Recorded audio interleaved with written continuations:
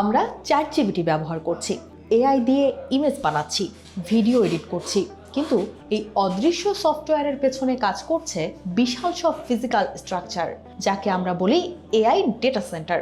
আর এই ডেটা সেন্টারগুলোর শিরা উপশিরা তৈরি হয় একটি লালচে ধাতু দিয়ে, তা হলো তামা বা কপার। প্রশ্ন উঠছে, কৃত্রিম বুদ্ধিমত্তার এই অদম্য ক্ষুধা কি শেষ করে দেবে পৃথিবীর তামার ভাণ্ডার? 2026 সালের সর্বশেষ রিপোর্ট আমাদের কি সংকেত দিচ্ছে? আজ তাই বিশ্লেষণ করব। সফটওয়্যার চালাতে তামা লাগে না, কিন্তু হার্ডওয়্যার চালাতে লাগে। এআই ডেটা সেন্টারগুলো সাধারণ ডেটা সেন্টারের চেয়ে অনেক বেশি বিদ্যুৎ খরচ করে। গ্রাফিক্স কার্ড বা জিপিইউকে সংযুক্ত করতে, উচ্চ গতির ডেটা ট্রান্সফার করতে এবং বিশাল কুলিং সিস্টেম চালাতে প্রচুর পরিমাণে তামার প্রয়োজন। S&P গ্লোবালের 2026 সালের জানুয়ারি রিপোর্ট বলছে, শুধুমাত্র এআই ডেটা সেন্টারগুলোই 2040 সাল নাগাদ বছরে প্রায় 2.5 মিলিয়ন টন তামা দাবি করতে পারে।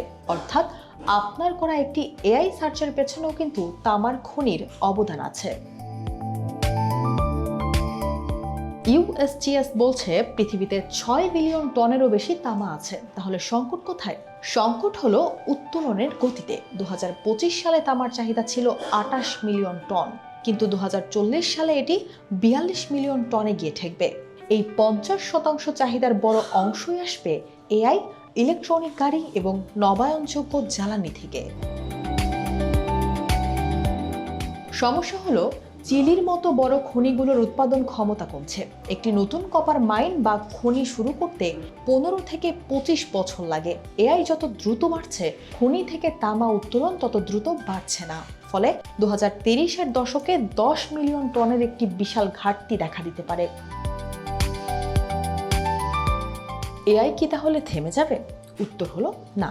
সমাধান লুকিয়ে আছে আরবান মাইনিং এবং রিসাইক্লিংয়ে। তামা অসীমভাবে পুনর্ব্যবহারযোগ্য। বর্তমানে 20 থেকে 30% তামা রিসাইকেল করা হয়, কিন্তু এআই জগৎকে সচল রাখতে একে 40% এর উপরে নিতে হবে। এছাড়া বিজ্ঞানীরা তামার বিকল্প হিসেবে গ্রাফিন বা অন্য কোনো সুপার কন্ডাক্টর নিয়ে কাজ করছেন, যদিও সেগুলো এখন ব্যয়বহুল। উপসংহারে বলা যায়, এআই পৃথিবীর সব তামা গিলে খাবে না, কিন্তু তামা সংগ্রহের পদ্ধতিতে বৈপ্লবিক পরিবর্তন আনবে।